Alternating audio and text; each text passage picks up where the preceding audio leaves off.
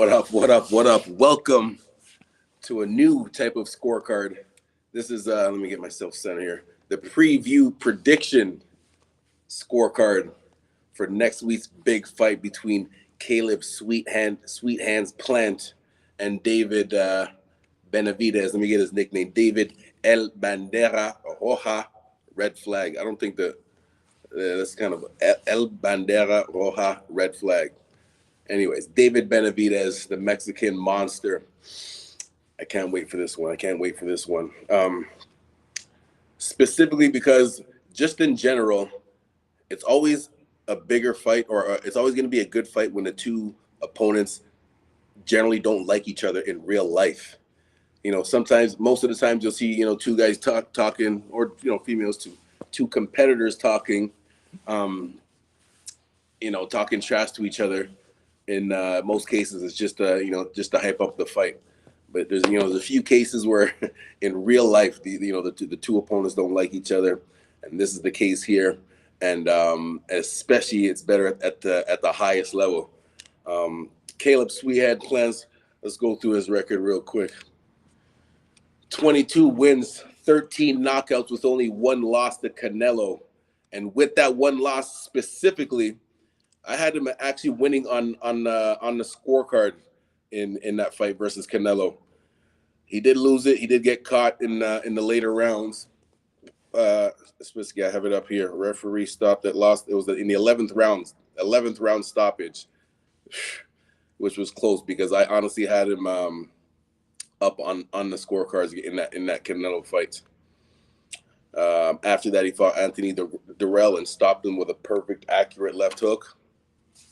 Now he's about to take on Benavidez. Now looking at Benavidez's record real quick, 26 wins with 23 knockouts. This guy has an 88% knockout percentage KO rating. So if you fight this guy, there is almost a 90% chance you're getting stopped. How's that? And he's undefeated and has very few flaws, but his strengths.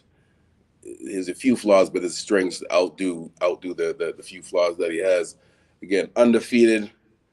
He also has a common opponent in Anthony Durrell. He stopped him, and that's the thing too, because when Anthony Durrell stopped, when David Benavidez stopped Anthony Durrell, he was only 22 years old. He was only 22 years old.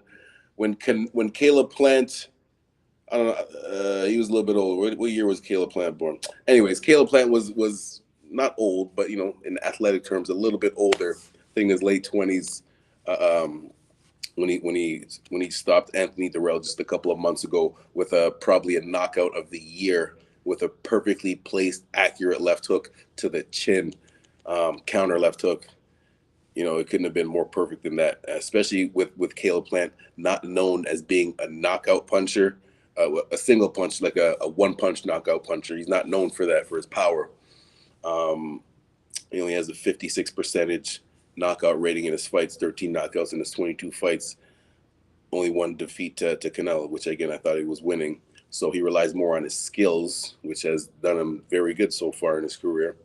And that's the main thing that he's going to have to rely on. So three things, well, not specifically three things. There's actually one main thing that both guys that I believe is going to be the main difference in this competition here. Start with Caleb Plant first. He needs to make sure that he has exceptional footwork to be able to get away from Benavidez with different angles, not running. Not just simply not engaging and throwing a simple jab and going from rope to rope. He has to land a couple of punches and then make a sharp turn to get back to the center of the ring. This is what I always try to explain to the boxers and just boxers in general, fighters in general, for MMA fighters too.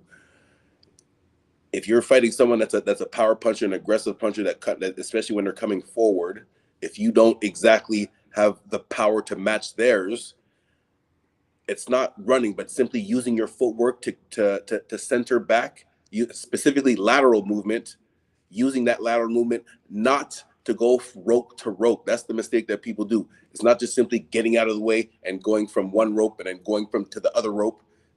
No, you have to make a sharp turn to get yourself back to the center of the ring, specifically because when you want to take your break, you take it in the center of the ring. That way you can stop there and engage with a few punches, not to move anywhere. It's hold your ground, land a few punches, and then when you're ready, you can move backwards or sideways or this way or that way, any angle that you want to. But when you just go from rope to rope, especially against someone that's a very aggressive with coming forward like that walk them down style, that's what Benavidez is great at. I'll get to him in a second. But someone that's very aggressive with that, when you simply go from rope to rope, it's easier for your opponent to cut you off. It's easier for them to use that angle to cut you off if you just go from one rope to the other rope in the squared ring. But if you go from one rope, take maybe 2 or 3 steps and do a sharper turn to get back to the center of the ring, then stop in the center of the ring. Not just turn and keep going back to the rope to the corner again. Sharp turn, stop in the center of the ring. If you don't want to throw, use a fake. Use a fake just to get your opponent to hesitate for a second, and land a few punches, and then you can do a different angle. That's not running. That's using smart footwork to get out of your way facing a hard power puncher. That's the main thing. There's other things that Caleb Plant has to do, but that's really the main one. And then I'll come back to him after to talk about the other things. Mr. Benavidez. This guy's something else, man. First of all, I was saying years ago, everyone is recognizing Benavidez now as the guy. I was and have receipts, witnesses and receipts to vouch that I've said this. I said this years ago that Benavidez would be the guy to beat Canelo. People thought I was crazy saying this years ago. So they said he was. I don't want to call you guys out. You guys know who you are. You're smiling listening to this right now. People said that back then he was because he was too young. He got hit too much, and he didn't have the experience. The experience part, yes, but he kind of reminds me, and this is a different comparison because they have two totally different styles. But the comparison that I'm using is that they fight more mature than their age. And what I'm talking about is Shakur Stevenson, one of the top boxers in the world. He's like his boxing brain, like he's in athletic terms, like he was always more mature than his age. With the things that he's doing in the ring, it wasn't just simply his athleticism. It was the way that he was doing it, using his distance, his good jab, not running, but using that side to side movement to get away from his opponent. Like he was doing things when he was like 18, 19 that most boxers don't get until they're like 27, 28. So going back to David Benavidez, obviously a different style, but from Shakur Stevenson, but the way that he uses the walk him down style, which I like to talk, like when your opponent is coming for you, not making it a secret. Like David Benavidez, he's not going to be standing there like on his toes, like going in and out. Like he's making it pretty clear that he's coming to take your head off, but he does it in a smart way. And what also makes him special in that walk him down style is that most guys, when they do come at you like that, they'll come at you like 1 or 2 hard punches because you still have to be worried about their power, so you're still on the move. With Benavidez, not only is he strong, but he throws like multiple combinations. Like he's fast with his hands. So that's what makes him different with that walk him down style, coming forward, cutting you off, coming forward, and throwing lots of punches. It seems pretty simple, but to actually do it, to have the confidence to do that when you're at a young age, like I said, he was, and he when he said this in one of the press conferences, that that reminded me, because he said, he stopped Darrell I don't know if it's the fight. I can't remember if the fight was stopped or I got the highlights up here. I don't know if the fight was stopped. Anyways, he clearly. Oh yeah, the picks. So yeah, I forgot about the picks the whole time. Thank you. Um, so yeah, David Benavidez, man, that walk him down style. He wasn't, even though he did get hit. I didn't think he got hit like concerningly enough to be worried when he did step up in level of competition.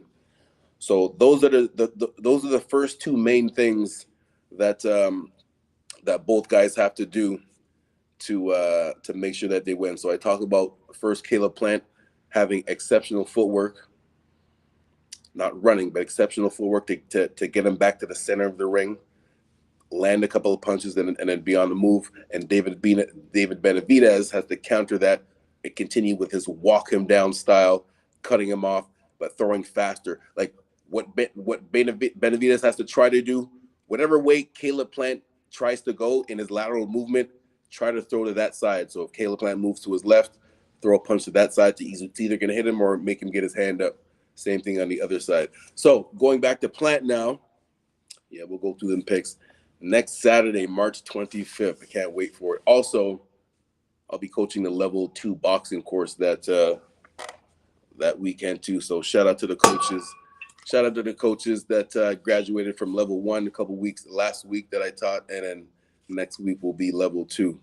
Shout out to them. All right, back to the fight. Quick sip here.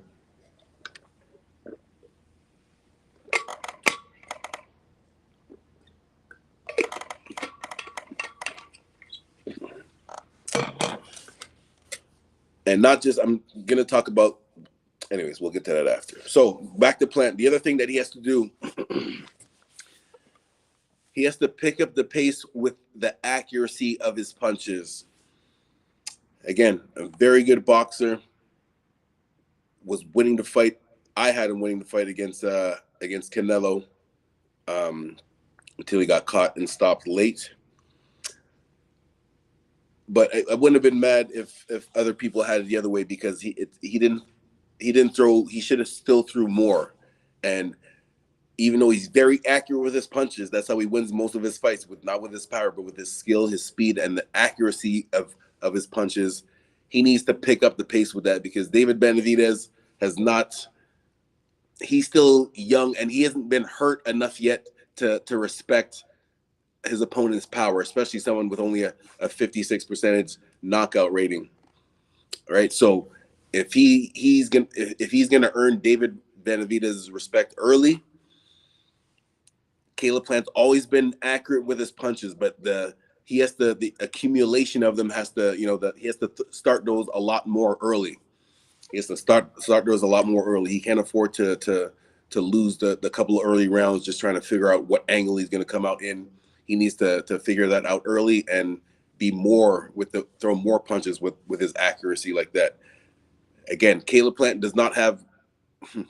I was just about to say, with this picture right here, I was just about to say he doesn't have one punch knockout power. This is with his last opponent right here, which he stopped with one punch knockout power, which is probably the knockout of the year. So I'm going to come back to the accuracy part with his punches, but just the psychological part of boxing too, with this fight with Darrell. Like, it's one thing to have a boxing match with someone, a competitive boxing match with someone, that alone is, a challenge mentally, but the extra pressure that you put on yourself, knowing that you don't like the other person. The reason why I bring that up, this fight with Anthony Darrell here, there was a lot of trash talking going on too, and it wasn't just for the fight. It was, they were seriously talking some trash to each other. So you have that extra mental pressure that's on you. This fight with Benavidez is 10 times. Like, they've been talking to each other for years now, and they're finally going to get at each other next Saturday. I can't wait for it. So going back to the accuracy with Caleb Plant. Anyways, I talked enough about that. He just has to throw more punches because he's already accurate with him. It's not I mentioned this in the course that I taught last week. Sometimes in the crowd, you'll hear random people say stuff like, even coaches say, like, throw punches and bunches, which means throw, obviously just throw lots of punches, but it's not just simply throwing lots of punches. You want to be accurate, be efficient with the punches that you are throwing, right? So he needs to be efficient, and not just efficient. Caleb Plant is already efficient. He has to throw more. Going back to Benavidez has been so dominant in his fights. Again, 90% KO percentage rating, 26 wins, 23 knockouts, or knockouts or stoppages, TKOs. Like, and he might have got touched up, a little bit, but not enough. Again, not enough for him to respect his opponent's power. With that being said, there are some times where sometimes he isn't so in control that he gets kind of lazy with his defense, and that's when he would get hit a couple times. Again, he would always overcome it and in most cases stop his opponent, but sometimes, again, he's so dominant that he kind of not loses his focus, but he kind of gets lazy and kind of plays around a little bit, and which would get him touched up. Against Caleb Plant, if he's on his game, and if he picks up the accumulation of his punches with his accuracy, that I believe would cause problems for Benavidez. You know what I forgot to do? I even told myself that I said I was going to do this at the beginning of the show. This is the scorecard, specifically the prediction scorecard. So I should have started with my prediction. So my actual prediction for this fight is David Benavidez by decision, by split decision. And I'm split between split decision or unanimous. I believe Caleb Plant will come in, especially with his coach, Stephen Edwards. Shout out to Stephen Edwards, one of the best, smartest coaches in the game. This guy does not get enough credit for his boxing mind. Most boxing people don't even know who I'm talking about right now. Stephen Edwards, Caleb Plant's coach, one of the smartest boxing coaches out there right now. Much respect to him. He's going to have Caleb Plant focus on a good game plan. My only thing is I'm not sure that Caleb Plant is going to throw enough to make him win enough rounds. I know he's going to throw, and I know he's going to land, and I hope he doesn't go from rope to rope, but he makes the sharp turns to get him back to the center of the ring. I'm just not sure if he's going to be able to throw those extra punches that he's going to need to get Benavidez respect, to make Benavidez hesitate to come forward. And so I know I know he'll win. Caleb Plant will win a couple of rounds. I did say split, but I am actually leaning slightly a little bit more towards. I'm slightly leaning more towards unanimous. Yeah. You know what? All right. I'll just go with it. F it. I'm going to go with unanimous by David Benavidez, but not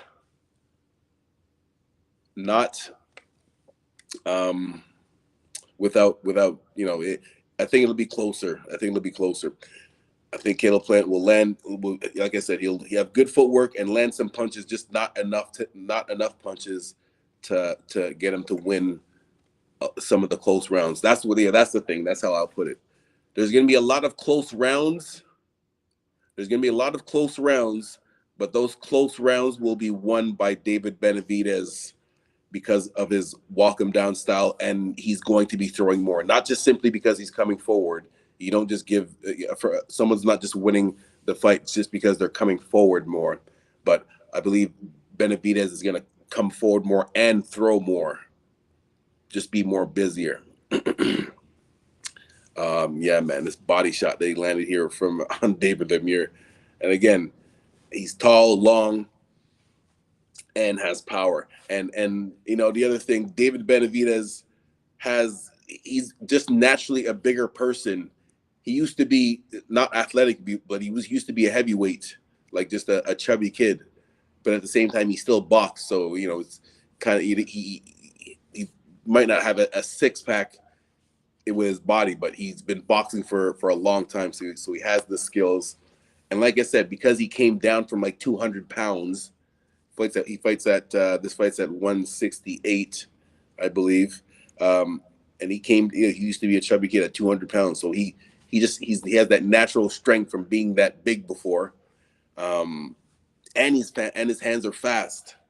So that is the main reason why I think David Benavidez will win by unanimous decision. But again, there's still going to be a lot of close rounds because Caleb Plant is a very good boxer.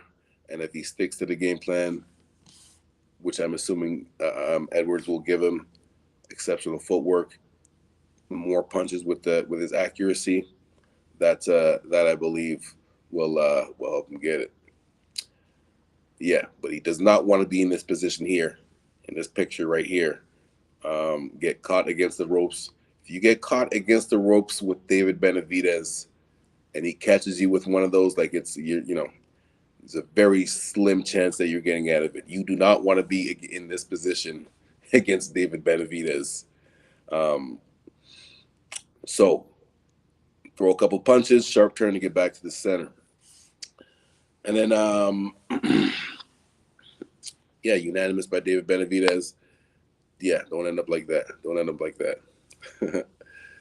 So that is going to be next week, March 25th, next Saturday. Again, yeah, in this picture right here,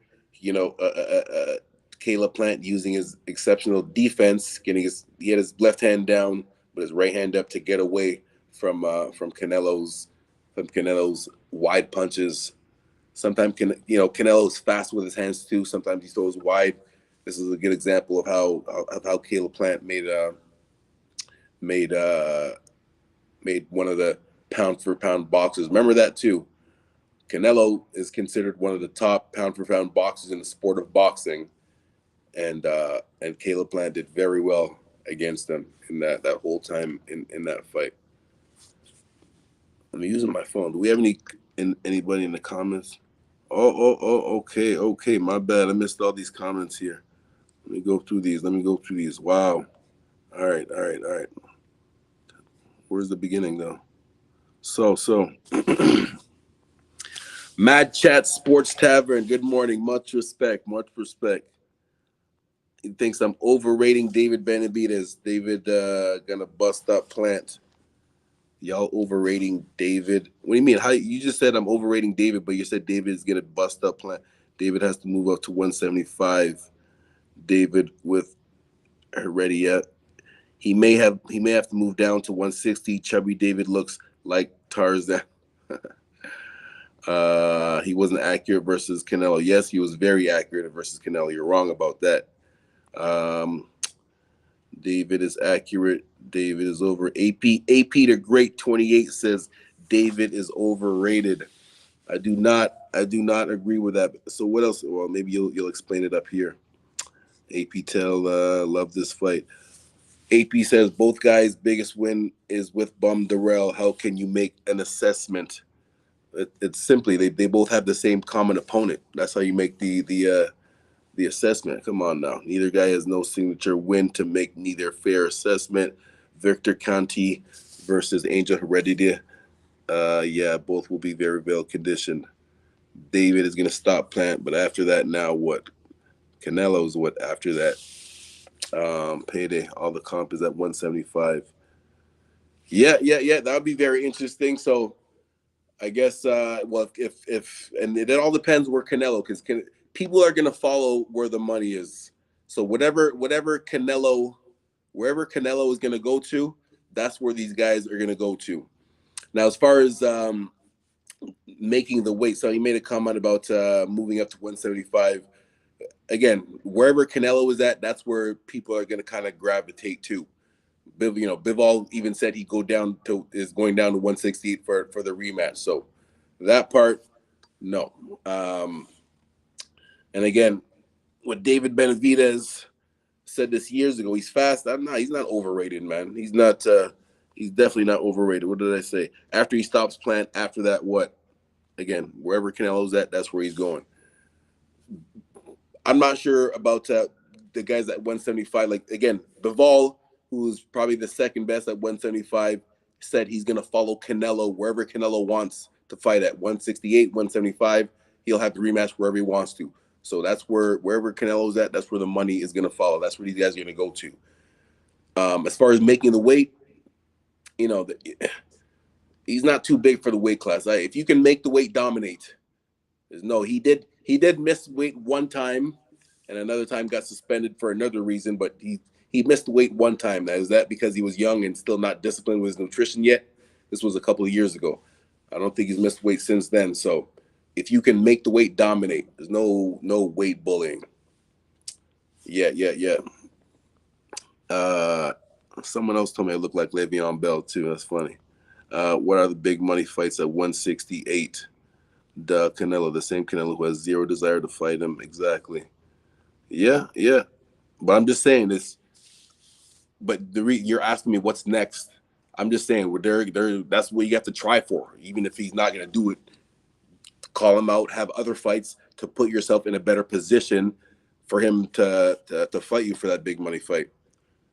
The Mexican fan base will call for it. Canelo looks a greedy belly. Timing of both Canelo's and Benavidez fights are perfect. Canelo wants no Bivol. Okay. Well, I don't. Is this confirmed? Did he himself say this, or is this your assumption? Because I know it's in the contract. There was obviously Canelo has a rematch clause in all of his fights. So I don't know if he's completely not going to exercise that, or if he's going to do it at a better date. Rematch with Benavidez destroys him. Yes, I believe Benavidez destroys everyone who he fights. Benavidez is one of those exceptional guys. Hold on, let me talk about Benavidez for a second. Benavidez is one of those guys that is exceptional. He is 37 years old now, so he's getting a little bit up there. He's obviously disciplined with his training and stuff like that. So he's a young 37, but still there. Again, how old is David Benavidez? Hold on. He is 26 years old now. He's only 26 years old now. So yeah, so when you say he hasn't accomplished nothing yet, no signature fight. The guy's 26 years old right now, so he still has another couple of years before he's actually in his physical man strength prime. So yeah. A couple of years from now, as good as he's looking right now against the B+ level, A- level competition that he's been facing, I am very impressed by him. And, sometimes you got to, of course, these guys, when they're coming up, that's why it's called, predictions, because you kind of have to make your assessment to see, like, if you were a matchmaker, who would you match them up with to help them get that experience to get to the top. Obviously, you have to slowly move up in competition. So he has a record of 26 wins, 23 knockouts. He's only 26 years old, man. Come on now. Take a quick sip. I get back to these guys. What else we got here?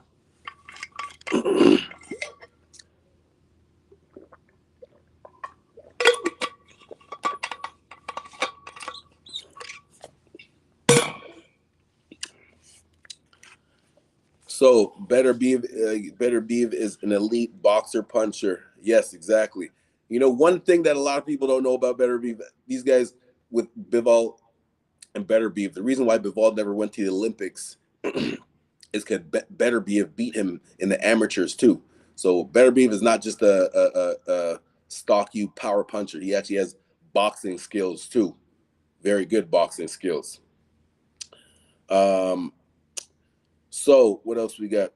He fights Bivol at 168 if there is one. Yeah, exactly. The Canelo rematch would be at 168 if there was one. Mad Chad Sports Tavern, thank you for chiming in. AP the Great 28, what up? He says, asking me what B+ competition What B plus has David fought before Plant? Let me pull up the box rec. B plus. Well, Lemire is old. He had a belt before.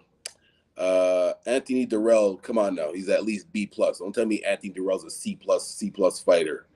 Ronald DeGrill, them 2 fights that he had with Ronald DeGrill, those were 2 tough matches. Ronald DeGrill is at least a B plus fighter. Don't tell me Ronald DeGrill's a bum. Like, come on now. Jalen Love, Ronald Ellis put up a good fight. Like, come on, man. These guys aren't bums. They're definitely not A-level competition. I'll give you that. But that's disrespectful to call Anthony Durrell a C plus fighter. Nah, man, that's disrespectful. Yeah. Pull up the box rec. Not this is your opinion, but pull up the box rec and give a specific explanation. David beat up Ellis. Ellis is Canelo's #1 sparring partner. All right, and what? Durrell is C minus. Nah. That's disrespectful, man. That's disrespectful. So yeah, man. What else we got? Ask Kelly Pavlik about David. Yes, Kelly Pavlik. And Kelly Pavlik was this again sparring that you're speaking of, not actual competition, right? But much respect to you guys, man. Much respect to you guys that took the time to give your opinions. AP the Great 28, thank you very much. Much respect to you. Mad Chad Sports Tavern. You know, we can agree to disagree, and I appreciate you guys taking time to make the comments in the show. And when David was a teenager, yes, exactly. Whoa. David Kelly was not elite at the time. When David was a teenager, when David was a teenager, yes, and remember what I talked about before that like he boxes more mature than his age. So that's exactly what I'm talking about right now. David did that to him when he was a teenager. So I just proved my point right there. But again, thank you very much for the comments. Much respect. AP the Great 28 and Mad Chad Sports Tavern. All right, man, I'm out. I'll see you guys next week.